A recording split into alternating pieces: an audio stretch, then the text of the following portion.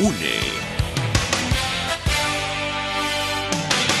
El siguiente programa de opinión contiene elementos de lenguaje, salud, sexo y violencia que pueden ser escuchados por niños, niñas y adolescentes sin supervisión de sus madres, padres, representantes o responsables. A partir de este momento, estamos contigo. Contigo unidos. Contigo y tus problemas. RCR presenta Contigo, María Corina Machado. Contigo, María Corina Machado. María Corina. El momento llegó, Venezuela se unió. Luchemos por la libertad, María Corina. Como todos los martes, para mí es un honor inmenso poder compartir estos minutos que tanto valoro, porque es una ventana de intercambio, de ideas, de hechos, de aspiraciones, de recuerdos y también de sueños. Y hoy tengo muchísimo que quiero compartir con ustedes, muchísimo sobre lo que está viviendo el país y lo que hemos estado reconstruyendo de un pasado reciente. Estamos viviendo unas obras sin duda muy oscuras, en muchísimos planos, sobre todo en un plano espiritual, emocional, familiar, cultural, nacional, pero al mismo tiempo es un momento en el cual aflora lo mejor que tenemos los venezolanos en talento, coraje, entrega, resiedumbre, solidaridad. Y lo digo porque además acabo de llegar a un recorrido por el centro-occidente del país. Estos últimos días estuve en Carabobo, estuve en Aragua, estuve en Yaracuy, estuve en Lara, y tuve la oportunidad de intercambiar con cientos y cientos de venezolanos. Aquí estamos luchando y conscientes de la responsabilidad que tenemos con la historia, desde luego, con muchísimos venezolanos que no han nacido y que vivirán en una Venezuela que será una república liberal y democrática, por lo que nosotros estamos haciendo hoy. Pero también esa responsabilidad es con nosotros mismos y con nuestras conciencias. El no callar, el no claudicar, el no hacer concesiones a los principios, el no ceder ante la amenaza, la tentación y otros tipos de prácticas horribles que hacen estos criminales que están en el poder y sus cómplices y aliados.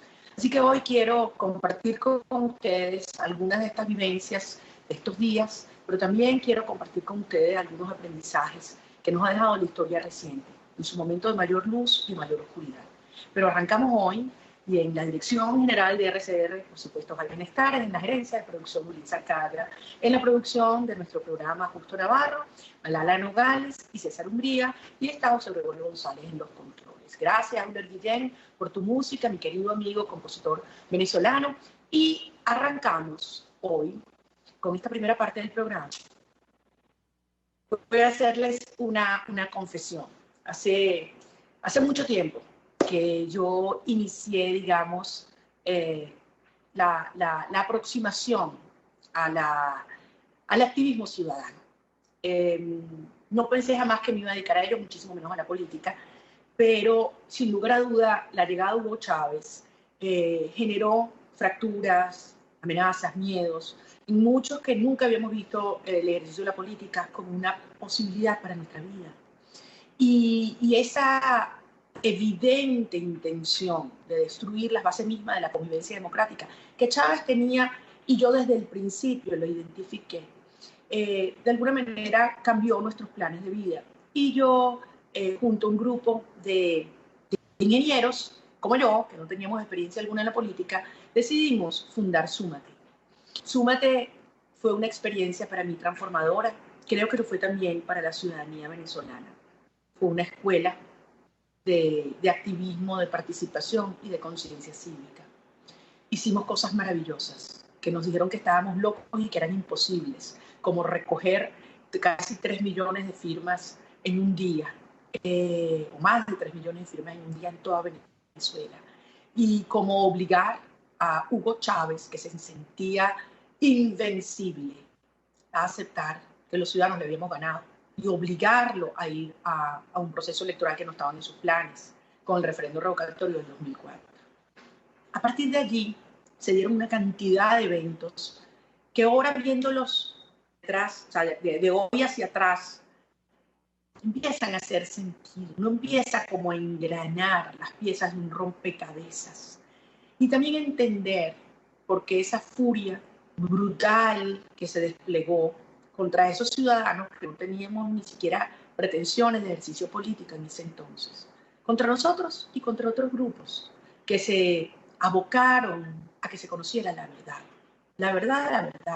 la verdad de lo que estaba ocurriendo en Venezuela y de todo lo que fue un sistema fraudulento que se fue erigiendo con la complicidad de muchos, dentro y fuera del país. Yo quiero, a propósito de lo que está ocurriendo en distintas partes del mundo, cuando se ha reabierto una investigación contra esa empresa que tiene un rol oscurísimo en la historia de Venezuela, que se llama Smartmatic, y también a propósito de esta farsa que va a ocurrir el 6 de diciembre, que no es una elección, o sea, no es que una elección fraudulenta, simplemente no es una elección. Traer otra vez, digamos, revolver en mis recuerdos, en mis vivencias y compartir con ustedes elementos que en su momento a mí me costó mucho decir y defender. Me costó en el sentido de que resultó costoso. Me persiguieron, me agredieron, me descalificaron. No solamente el régimen, también muchos actores que en su momento se decían de oposición, que ya sabemos hoy dónde están, por cierto. Y quiero hacerlo además con una persona a quien respeto enormemente, técnico, gran, profesional, conocedor a fondo de la estadística y que estuvo muy cerca de todo lo que allí ocurrió. Estoy hablando, queridos venezolanos, de ese periodo que comienza en el 2003-2004, cuando se comienza a hablar por primera vez de recoger firmas en Venezuela para promover un referéndum que permitiera sacar a Chávez del poder por la vía electoral. Entonces, hoy mucha gente no quiere hablar. Se sorprenderían en estos días he llamado a alguna gente que me ha trancado el teléfono porque tiene miedo o porque tienen vergüenza. Y como en su momento no hablaron, no quieren hablar hoy. Pero ¿saben qué?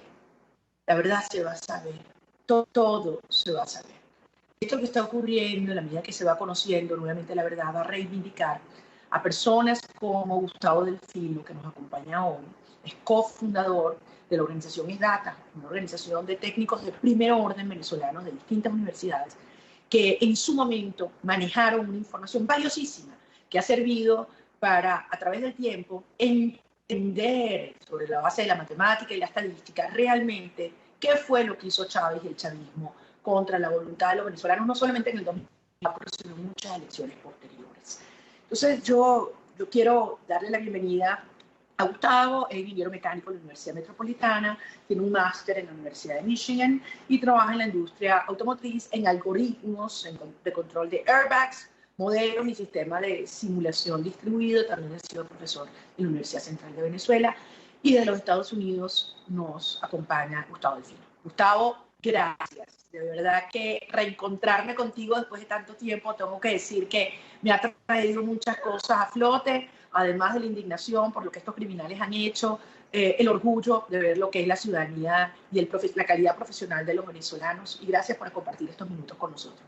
Yo te diría, vamos a empezar reconstruyendo cómo surge Smartmatic y por qué Smartmatic se apropia de una nueva plataforma de votación electrónica en Venezuela.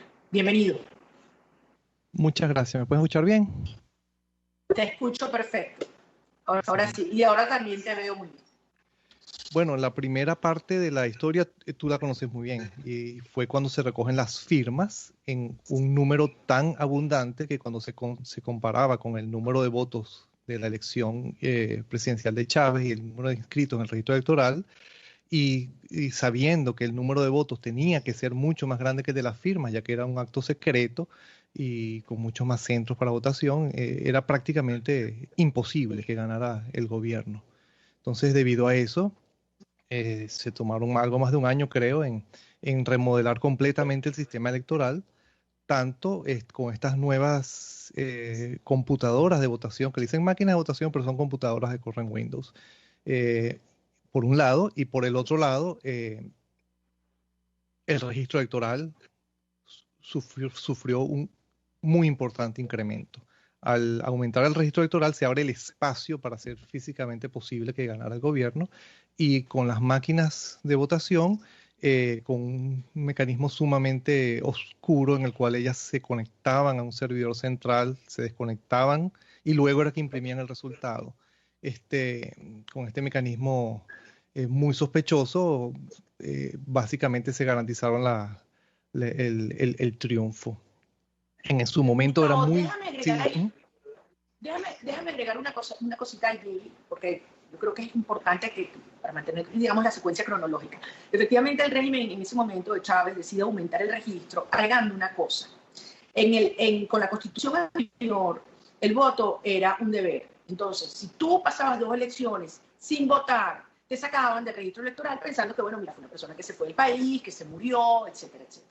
Posteriormente, con el cambio de la Constitución, ellos utilizan ese argumento totalmente infundado para decir, no, es que toda la gente que sacaron en los 20 años anteriores hay que volverlas a meter. Además de que le dieron la posibilidad de participar a muchísima gente que eran extranjeros, con lo cual el registro electoral crece más del 20%. Quería reconstruir esto, ¿por qué? Porque lo que tú dices es exacto. O sea, ellos necesitaban aumentar el tamaño del registro para poder hacer más fraude. La palabra que usaban eran los excluidos. Con esa Correcto. palabra simplemente era toda la explicación de cualquier irregularidad que uno pudiera conseguir en el registro electoral.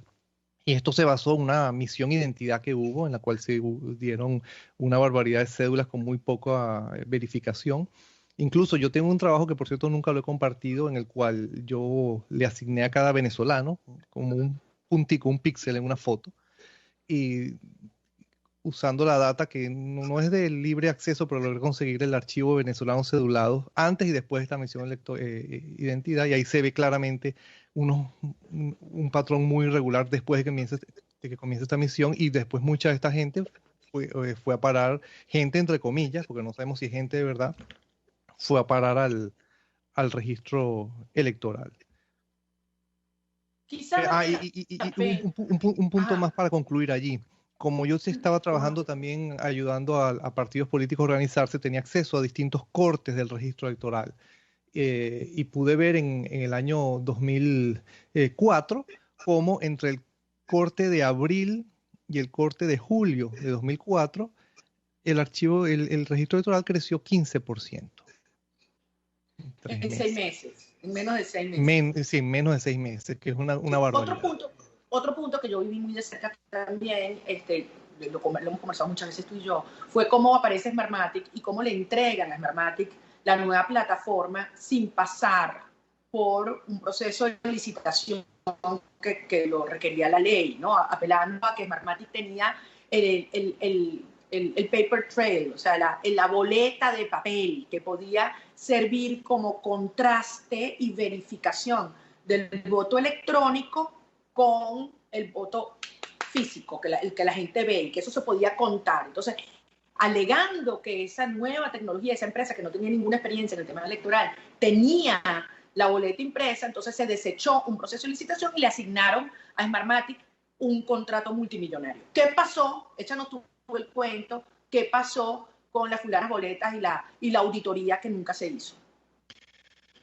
Bueno, lo que pasó allí es que, primero que nada, es cierto que una máquina de votación que imprima la papeleta es muy preferible a otras máquinas como existen en otros países donde uno presiona un botón en una pantalla y uno no obtiene ningún comprobante. O sea, es cierto que es mejor, pero es mejor siempre y cuando se hagan auditorías aleatorias en número suficiente para comprobar que el sistema funciona bien. Pero entonces ahí tienes muchas cosas, aleatorio o no aleatorio, número suficiente o no número suficiente, y se hace o no se hace. En el caso venezolano, el acuerdo del número de máquinas que se iban a auditar se fue disminuyendo hasta que se llegó apenas a un 1%, y después ese 1% se quedó en palabras, porque el día de la elección se impidió a toda costa que se hicieran esas auditorías, excepto en muy poquitos sitios, y después nosotros logramos hacer un estudio sobre cuáles eran esos sitios donde se permitió, y eran sitios donde se esperaría que la trampa fuera lo más pequeña posible, es decir, solamente en sitios básicamente... Donde no había que hacer trampa. Donde no había que hacer trampa. Exacto. O sea, muy bien. ¿Sabes qué, Gustavo? Yo ahí sí tengo que agregarte algo, porque esto yo lo viví en carne propia. Efectivamente, le dan este contrato a Smartmatic y dicen, no se preocupen porque vamos a contar todo el 100% de las boletas.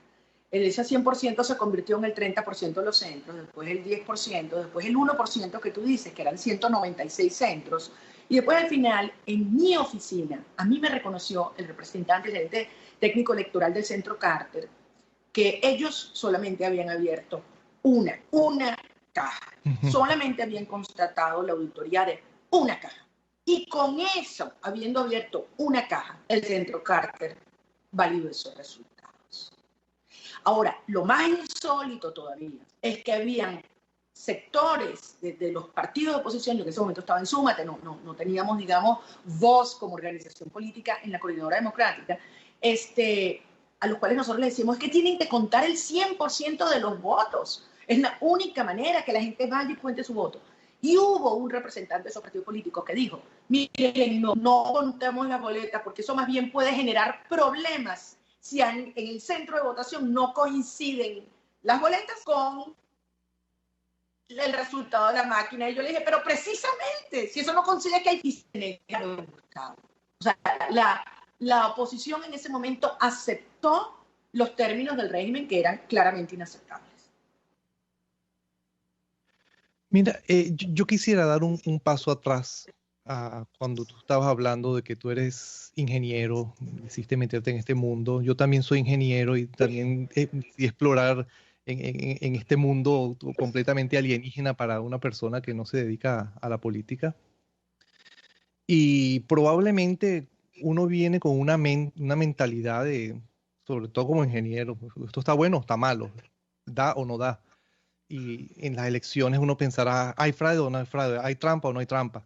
Y tal vez en el mundo de los políticos ellos vienen acostumbrados a que siempre hacen un poquito de trampa para acá, un poquito de trampa para allá, si hay suficiente ventaja se gana a pesar de que el otro haga trampa, etc. Lo que ocurrió con este sistema computarizado de votación es que ese modelo de pensamiento se rompe, porque, y probablemente lo hablaremos más en esta entrevista con lo de los trabajos que hicimos, pero básicamente el político tradicional piensa que mientras más votos tiene, mejor es su resultado. Es decir, que hay una proporcionalidad. Por más trampa que haya, mientras más gente vota por mí, más va a ser mi porcentaje en el resultado final. Pero el detalle es que cuando hay un sistema, una elección tan controlada como las que ha habido en Venezuela después del año 2004, esa proporcionalidad se puede romper. Yo lo puedo explicar con más detalle. Pero el sistema es tan perverso que la oposición puede hacer un esfuerzo por conseguir más votantes y esos votantes adicionales más bien hace que saquen menos porcentaje en el resultado final. Es una cosa increíble. Bueno, sobre eso yo quiero que nos expliques al regreso. Obviamente es un proceso muy complejo donde, digamos, hay capas sobre capas, es multifactorial el fraude, desde el registro electoral, desde el miedo y el chantaje, desde el voto acompañado y desde luego el fraude electrónico. Vamos a hacer una breve pausa y al regreso explícanos cómo es eso, que si más gente vota por ti, sacas menos votos. Vamos a explicar, ya volvemos contigo. Seguro. Usted escucha Contigo, solo por RCR 750 AM. Puedes seguirnos en nuestras redes sociales. En Twitter, @RCR750, la radio que se ve. Mis amigos, una empresa comprometida y responsable con su personal es una empresa segura, y Produzca es la compañía pionera en Venezuela que ofrece la mayor cantidad de equipos de comprobada calidad para garantizar la seguridad integral de toda la nómina industrial de cualquier empresa. El catálogo de Produzca es inmenso, todo tipo de guantes, cascos, accesorios y productos varios de protección para tu personal. Conoce más de Produzca en www.produzca.com. Produzca, seguridad en tu empresa de los pies a la cabeza. RCR 750 AM, porque lo bueno une. Les estamos presentando Contigo, el espacio donde tú y tus dirigentes se escuchan, solo por RCR 750 AM. Aquí estamos, amigos, de regreso contigo y hablando con un gran amigo, una persona que respeto por su calidad humana y profesional, que es Gustavo Delfino, cofundador de SDATA, y estábamos haciendo el recuento de lo que fue el monumental fraude de Smartmatic en Venezuela a partir del 2004. Y Gustavo hace un planteamiento que la gente puede escuchar y decir, ya va, ¿cómo es eso? Gustavo dice, en un contexto con estos sistemas tan perversos, en la medida que tú consigas más gente que vota por ti, puedes terminar sacando menos votos. Gustavo, vamos a explicar. Sí, explico. Después de las dudas que surgieron en los resultados oficiales del referendo revocatorio, hubo un grupo de personas que decidimos investigar a fondo estos resultados. En particular estoy hablando en este momento del trabajo que hicimos Guillermo Salas y mi persona. Inicialmente investigamos una teoría que había de unos topes y después de muchas simulaciones vimos que era falso. Y después de mucho indagar en estos números, meses, llegamos a la conclusión de que sí había habido una manipulación y era relacionada precisamente con las firmas que se habían recogido para solicitar el referendo revocatorio. Con esto, debido a que es tan espectacular la denuncia que uno hace, uno también necesita una prueba que sea espectacular. Entonces nosotros decidimos publicar esto en uno de las revistas arbitradas o journals más prestigiosos del mundo en tema de las matemáticas estadísticas, Statistical Science estoy hablando. Enviamos un paper allí, después de mucho tiempo nos los validaron y eso me da la confianza para decir lo que voy a decir en este momento. En cada centro de votación donde estaban las computarizados, pues donde estaba Smartmatic, el número de votos opositores fue calculado en base a cuántas personas habían firmado en ese centro de votación. Es decir, cada centro de votación tiene un registro electoral, ese registro electoral tiene un número de cédulas para cada persona, uno revisa para cada cédula si esa persona había o no solicitado el referendo revocatorio. Eso fue información pública, salió en el diario Últimas Noticias incluso, y se llegó a la conclusión, y puedo dar más detalles de cómo fue esto, pero se llegó a la conclusión de que tomando ese número de personas que habían firmado el centro de votación, se corre un algoritmo y te dice cuántos eran los votos opositores. Ahora, están los votos por el oficialismo. Entonces, ¿cuáles son los votos por el oficialismo? Son los votos totales menos los votos opositores. Exacto, menos los votos opositores. Exactamente, es decir, los votos opositores más los votos oficialismo te dan los votos totales. Entonces, ¿qué es lo que pasa? Si el número de votos opositores ya está precalculado, está fijo, está limitado por el número de firmas, cuando uno hace un operativo para disminuir la abstención y uno aumenta el total de votos, entonces, y el total de votos opositores está fijo, entonces uno lo que está aumentando es el total de votos en cuanto a los resultados oficiales del oficialismo, no los de la oposición. Entonces, mientras más grande el esfuerzo por combatir la abstención, peor salíamos, peor era el resultado para la oposición. Fue esto sencillito. Ellos ya habían decidido en cada centro de votación cuántos votos le iban a dar al sí, que era el sí, revocamos a Chávez. Entonces, si tú llevabas más gente, todo el que llegara adicionalmente lo iban a convertir en un voto no. Ahora, ¿cómo convirtieron ese voto no? ¿Cómo hicieron eso? Ya sabemos que no contaron después la boleta, pero ¿cómo hicieron eso? ¿Cómo hicieron ese cambio para que cuando la máquina Smartmatic imprimiera, le diera votos que eran del sí al no? Para eso hay otro trabajo en esta revista, Statistical Science, hecho por la profesora Isbelia Martín de la Universidad Simón Bolívar y su grupo, donde ellos estudiaron los logs o los registros de comunicaciones de las máquinas que se lograron conseguir de CanTV de manera informal, pero fueron validados, pues. Hay que decir, los técnicos de CanTV, gente que trabaja en CanTV, entregó la información. Exacto. Y explica un poquito lo que son los logs de transmisión, que quizás no todo el mundo le queda claro. Sí, es un registro, básicamente una computadora cuando transmite, queda escrito una línea en un archivo donde dice la transmisión se inició a tal hora, tal minuto, tal segundo, y tal cantidad de bytes fueron transmitidos. Igual para el registro que viene en sentido contrario, de regreso, porque no eran unidireccionales como decían, ¿no? Es un punto muy importante. La máquina transmitía y recibía. Jorge Rodríguez se tiraron al piso diciendo que la comunicación era solo en una dirección, de la máquina al centro de reporte. Pero ustedes, al analizar los logs, descubrieron que había comunicación en los dos sentidos, ¿correcto? Es que es obvio, es una transmisión usando los protocolos de las computadoras. Esto se llama TCP/IP, es un protocolo de comunicación intrínsecamente bidireccional. Uno puede hacer un software que corra encima de ello que supuestamente no transmita y no reciba, pero se basaría netamente en la confianza porque el medio es bidireccional. Pero el punto es que estos registros de transmisión comprobaron de que al terminar la máquina, el acto de votación, la máquina transmitía y no el resultado, transmitía cada voto, después recibía de regreso nuevamente los votos y en distinta cantidad, aumentados, y luego era que imprimía el resultado. Es decir, la cantidad de bytes. Por eso no podían contar las boletas. Por eso no podían contar las boletas. Exacto. Ahora, si me permite, quisiera dar un poquito más de detalle de por qué estoy tan seguro de que esos votos fueron calculados. Me toma un par de minutos nada más. Cuando enviamos nosotros este paper que nos costó tanto trabajo que nos aprobaran, porque aparentemente hubo presiones, etc.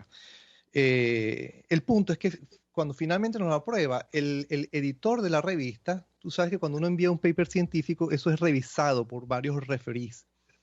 Entonces, el editor de la revista me dice que el tercer reporte de referee es una verificación impresionante de nuestra hipótesis, que es la que acabo de decir, y que él no quiere ser mencionado porque tiene miedo de las represalias del gobierno, porque es un físico venezolano famoso de un prestigioso instituto de investigación del gobierno. Entonces, cuando uno lee el artículo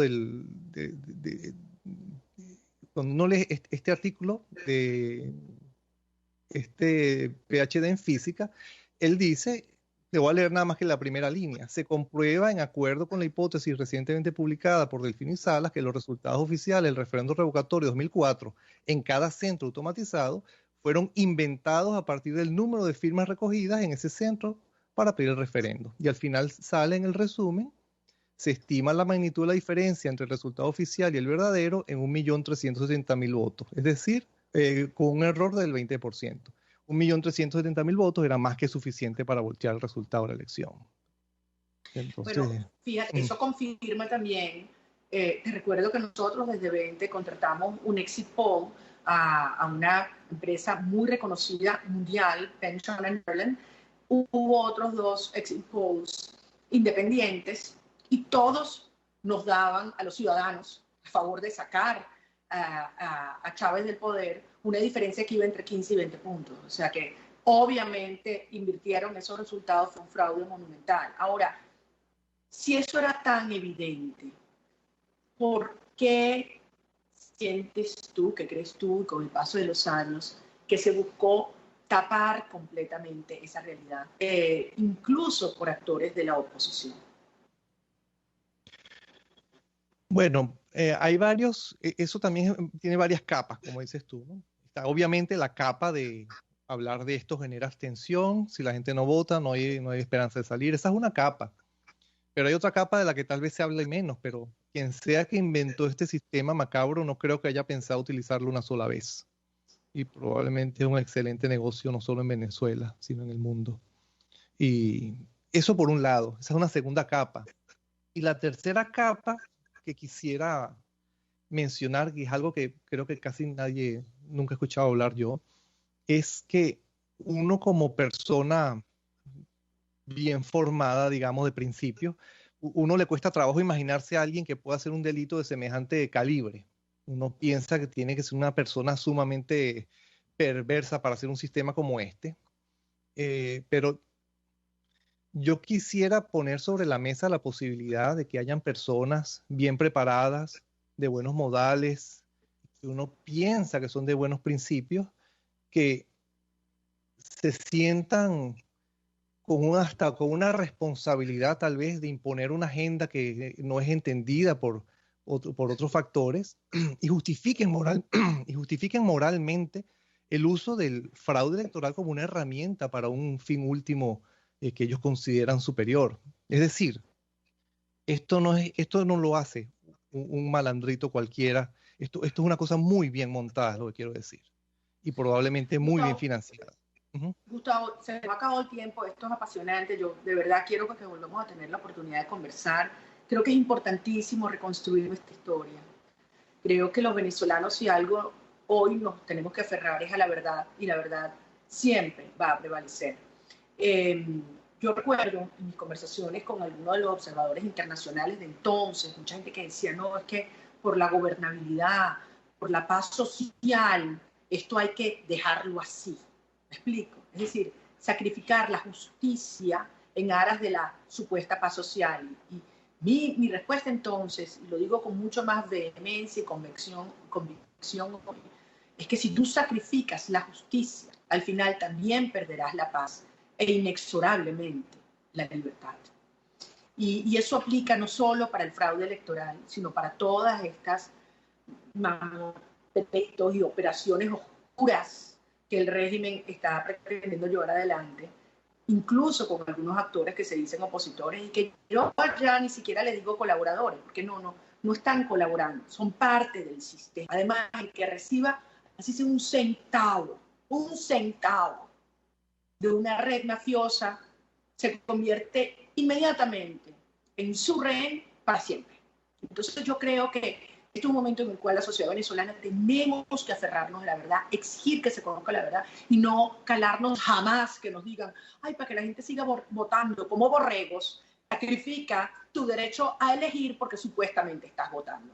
Eso es una simulación y lejos de fortalecer la democracia, la estás socavando. Concluyo porque nos queda menos, ya no nos pasamos, pero en medio minuto.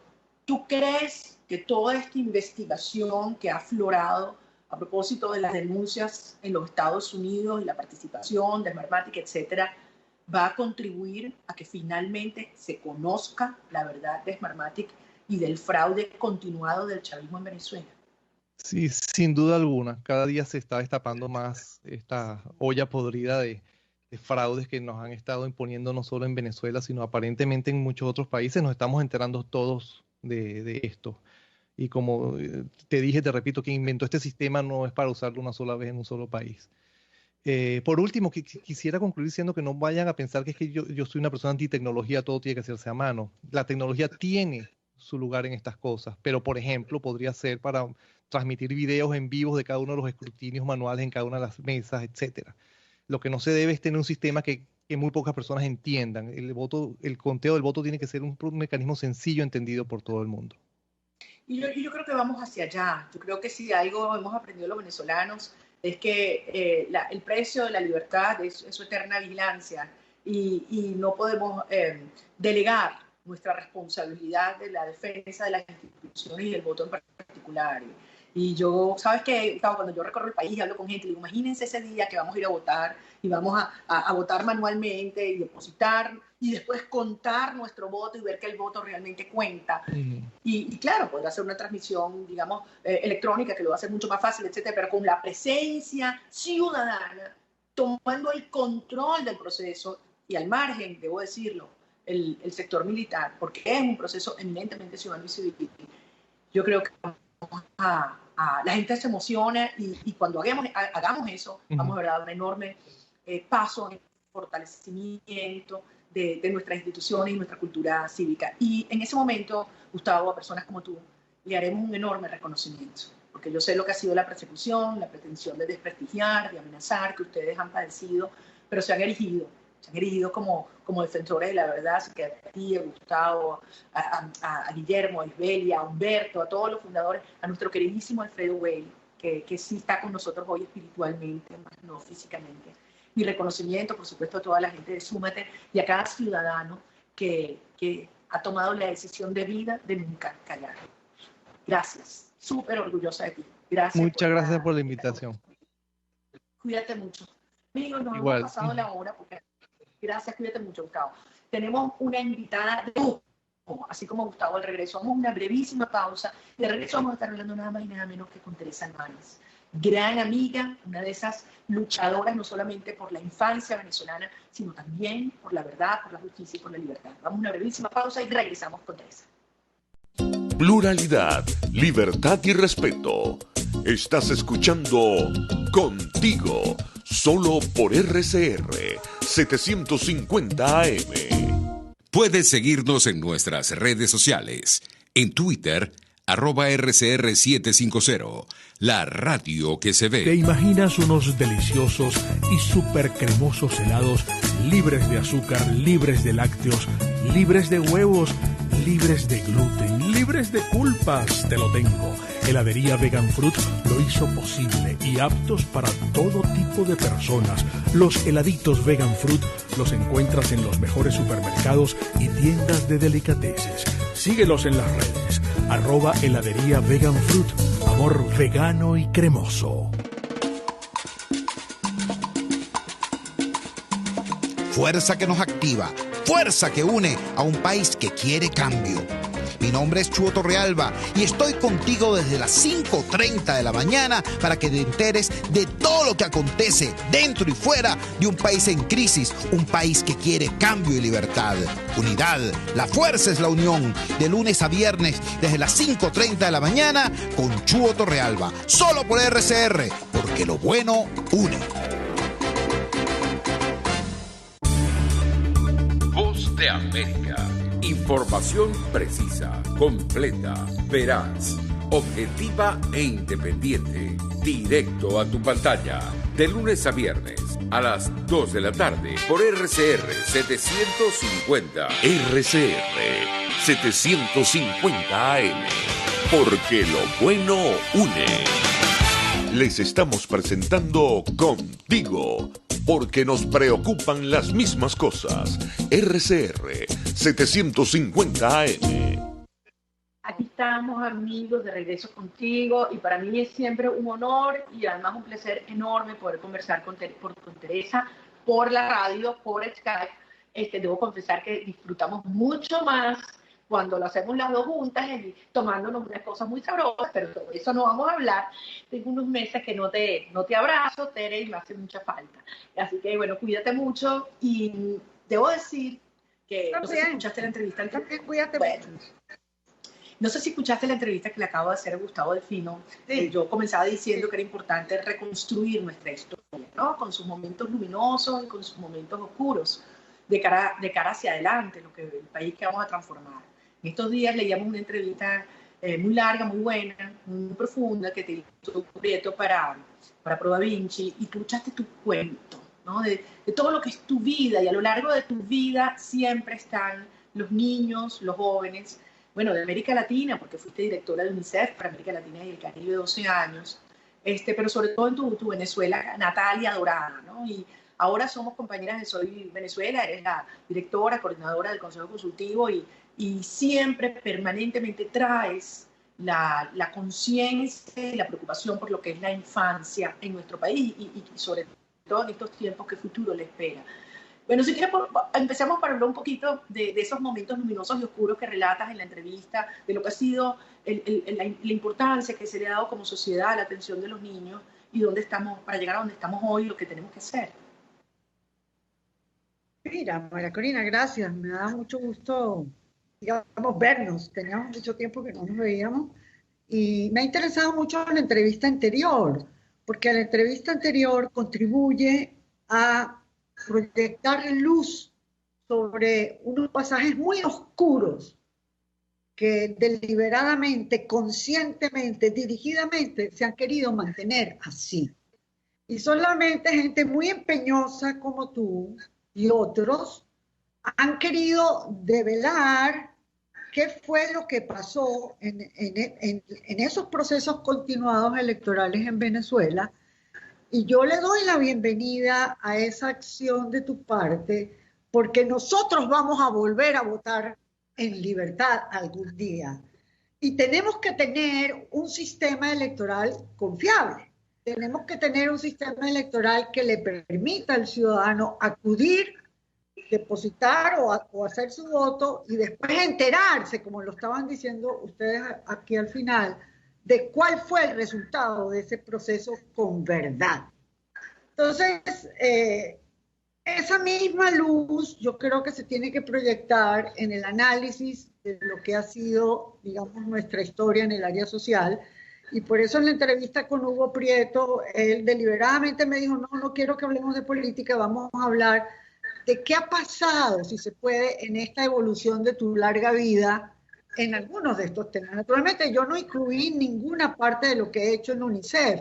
Y quiero decirte que hoy en la mañana me acaba de llegar el proyecto de un film que se está ya produciendo sobre los 3 días de detenimiento de la guerra, de pausa en la guerra en El Salvador, para vacunar al...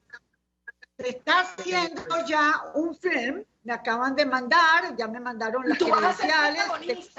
Tú vas a ser protagonista. Bueno, eso fue un empeño tuyo. Eso fue un empeño tuyo. No. La gente quizás no lo sabe, pero yo sí lo sé.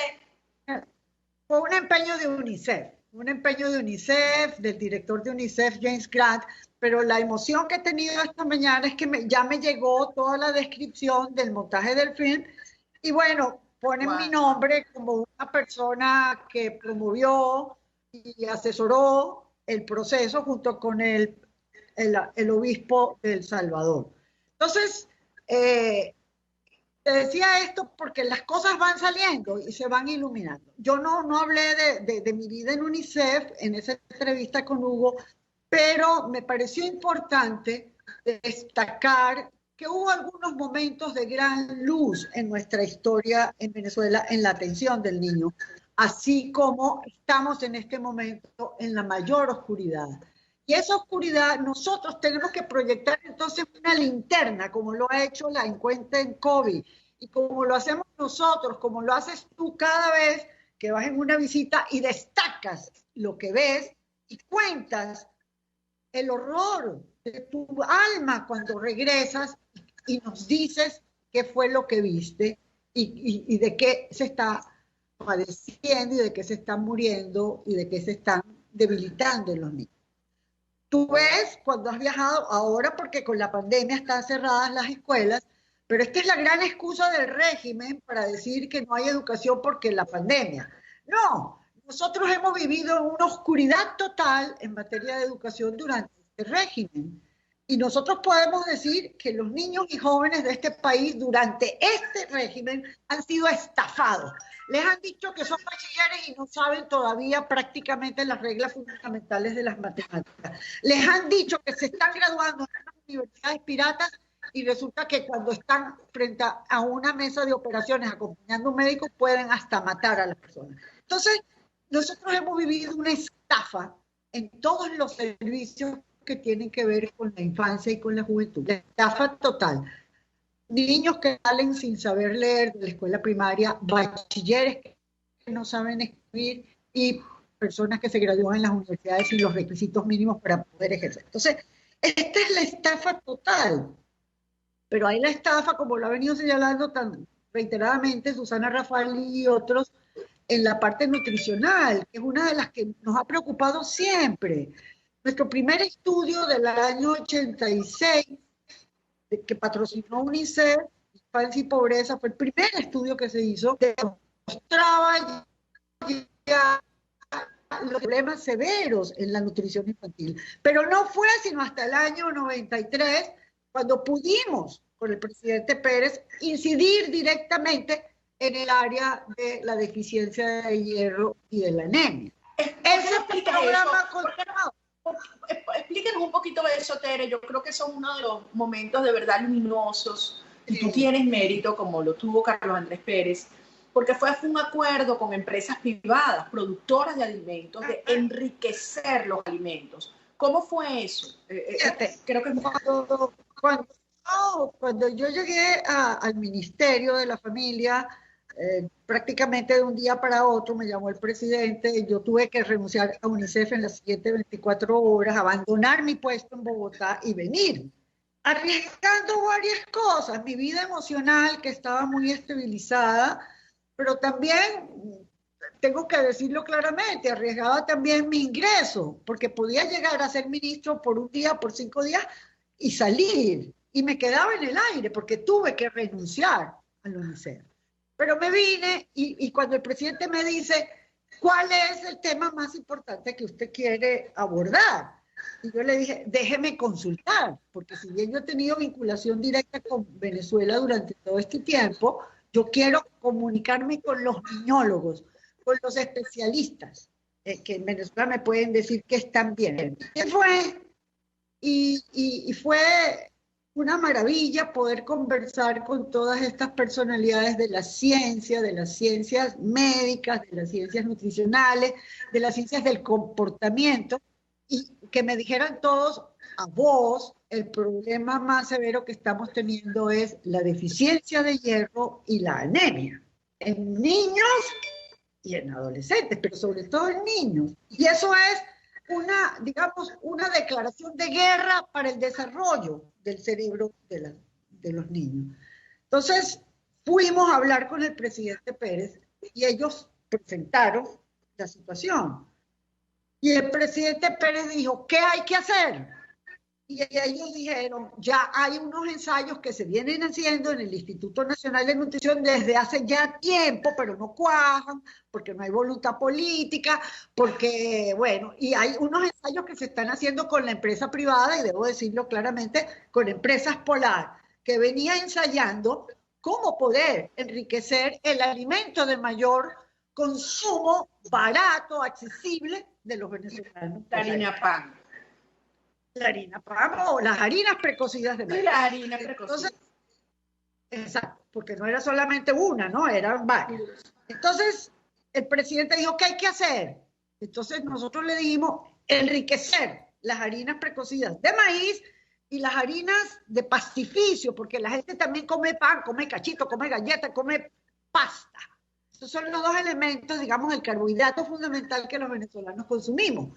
Y entonces dijimos, vamos a enriquecer las harinas precocidas de maíz y la harina panadera y la harina de pastificio que no sea la durum, que es digamos, la pasta de mayor precio.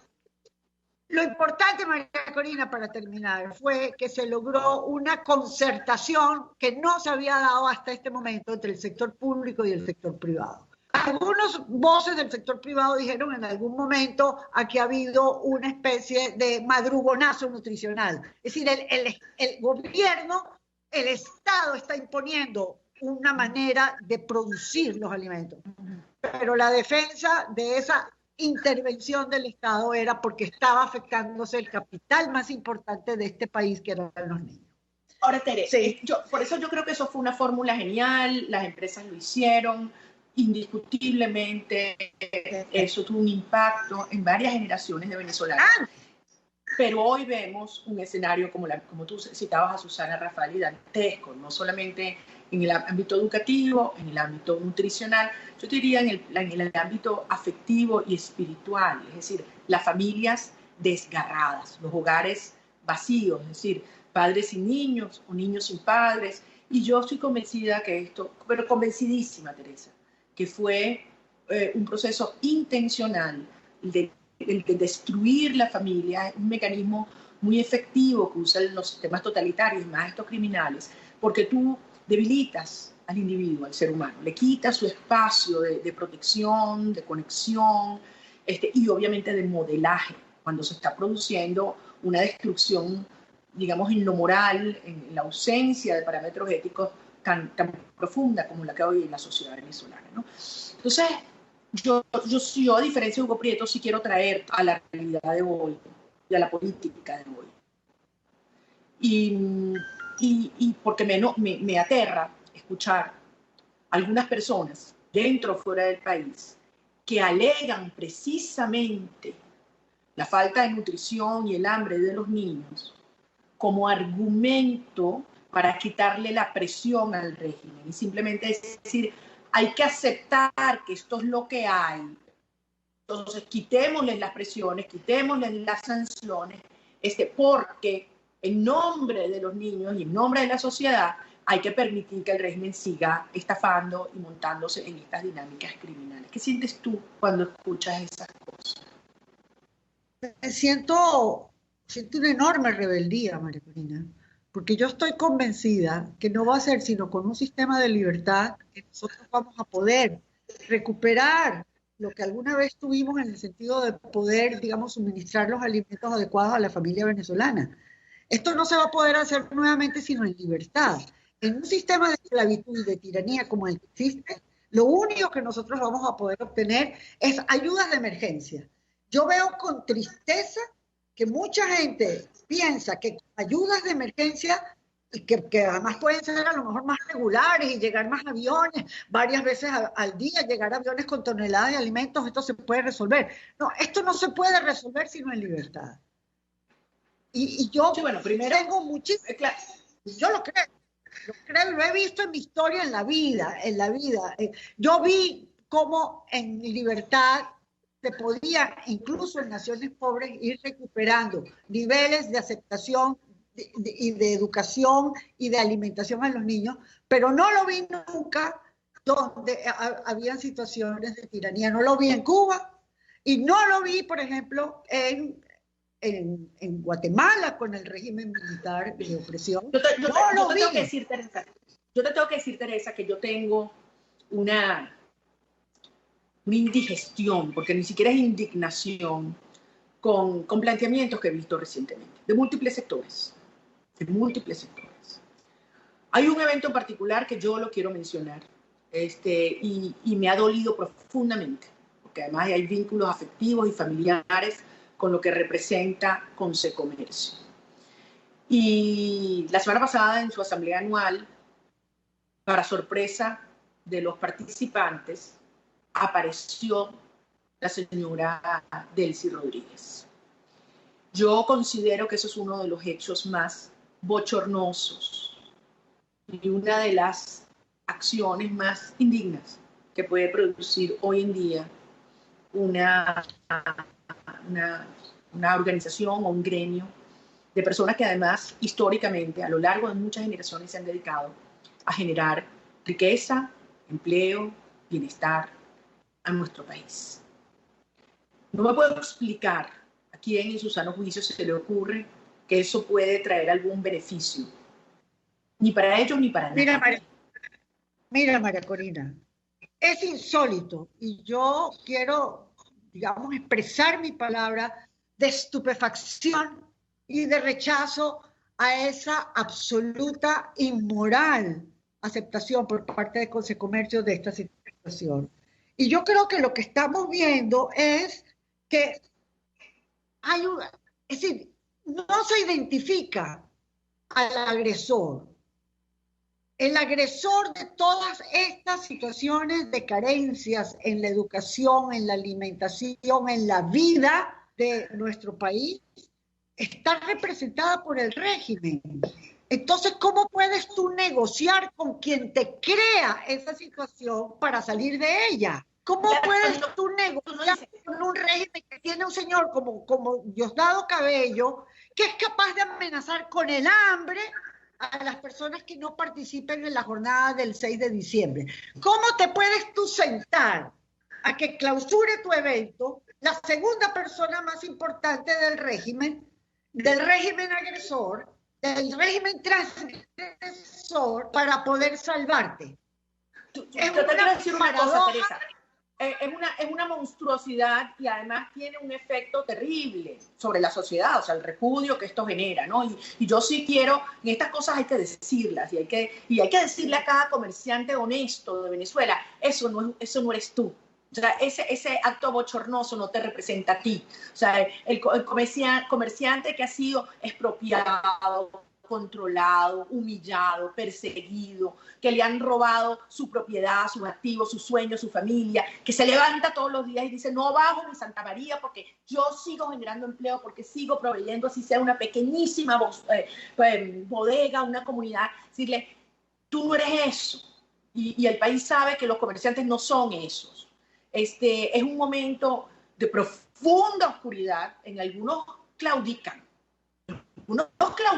como ese evento, y algunos bajan la cabeza, y otros se entregan, y otros se sienten derrotados, pero eso no es Venezuela, y Teresa, y si algo yo quiero decirte a ti personalmente, que jamás claudicas, es que aquí hay un país que yo lo conozco, que yo lo constato, que yo lo vivo, de pie, Tere, de pie, y que no vamos a dejar esta lucha hasta nosotros conquistar lo que nos hemos propuesto, que es sacar estos criminales de raíz y llevar a Venezuela a establecer unos pilares republicanos y éticos muy, muy sólidos. Y yo tenía que tocar este tema contigo hoy porque además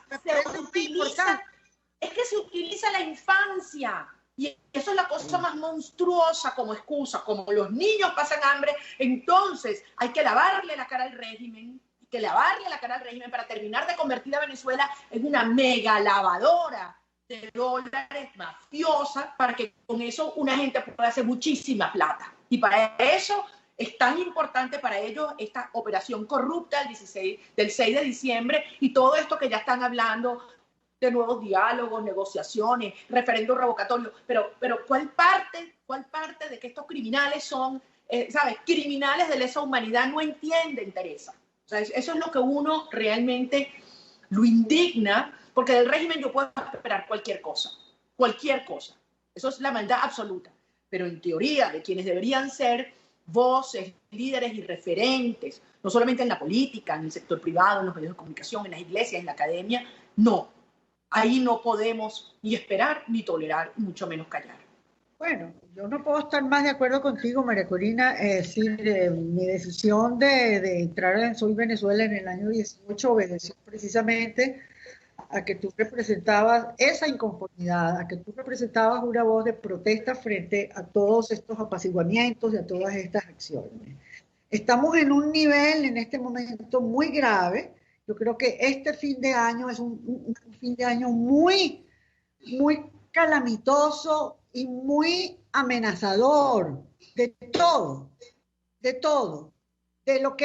la ñinga que queda, de poder civil y de poder legítimo emanado de la voluntad popular, y estamos enfrentados prácticamente a la toma completa de las instituciones. ¿Cómo vamos a reaccionar frente a eso? Es una pregunta que yo me hago todos los días, porque no estoy segura de que las alternativas que se presentan, lo hemos dicho ad nauseam, no son alternativas.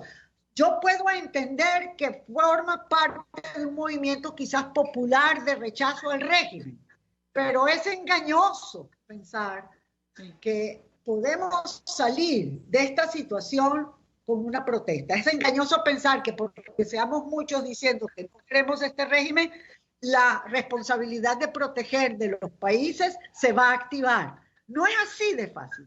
De tal manera que yo creo que tenemos que seguir insistiendo. Hay que seguir insistiendo y hay que seguir. Totalmente. Se nos pasó el tiempo.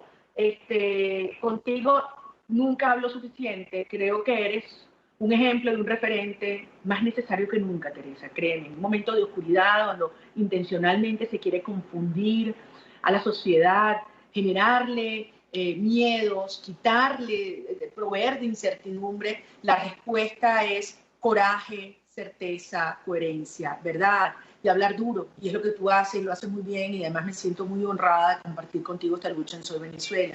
Simplemente termino diciéndote, yo estoy convencida, y anteayer, un amigo me envió un videíto, del cual hemos hablado tú y yo, que yo grabé, un mensaje a los venezolanos a principio de año, ¿no? Y yo decía, si se pierde la Asamblea Nacional, se habrá terminado de cerrar la vía institucional, pero jamás la legitimidad por la lucha por la libertad, porque el derecho natural del ser humano a ser libre es lo que legitima esta lucha. Y eso es lo que yo quiero transmitir a los venezolanos. Yo sí creo que se cierra un ciclo. Yo comparto. Yo creo que Comparto se cierra un ciclo. totalmente. Comienza otra etapa de lucha y no tengo duda alguna, te lo quiero decir a ti y a todos los venezolanos, que esa tendrá un solo desenlace y será la conquista de la libertad. Y quienes han destruido el país enfrentarán la justicia y asumirán su responsabilidad. Vístanse del color que sea. Y es solo así nosotros vamos a poder reencontrar un país Esa es en la el tarea, perdón. María Corina. Yo te quiero decir que yo admiro que estás viajando, le pido a Dios que te proteja, pero admiro tus viajes, tus encuentros, sé que esa siembra que estás haciendo del Partido 20 en el país, yo lo veo como jardines, como flores. Esta mañana veía un video de Audrey Hepburn visitando jardines y yo decía, eso es lo que está haciendo María Corina, cultivando jardines en varias partes del país, creando esta fuerza, la fuerza. Gracias, Tere. Gracias, Tere. Y son equipos maravillosos. Esta semana arranco para Oriente, voy a estar en Anzoátegui, voy a estar en Sucre, voy a estar en Monagas, vamos a llegar a Bolívar. Los quiero con toda mi alma, son una inspiración, son un ejemplo y es una fuerza que al final es indetenible. Como la tuya, Tere. Muchísimas gracias, amigos. Bueno, nos pasamos de la hora, pero... Como tú nos dices a nosotros siempre, cuídate mucho, no te descuides, no te descuides. Amén, amén. Nos vemos pronto, amigos. Gracias por habernos acompañado el día de hoy y hasta el próximo martes aquí contigo. Gracias a ti. Gracias. RCR presentó Contigo, donde la pluralidad de pensamiento confluye, solo por RCR 750 AM. RCR 750 AM, porque lo bueno une.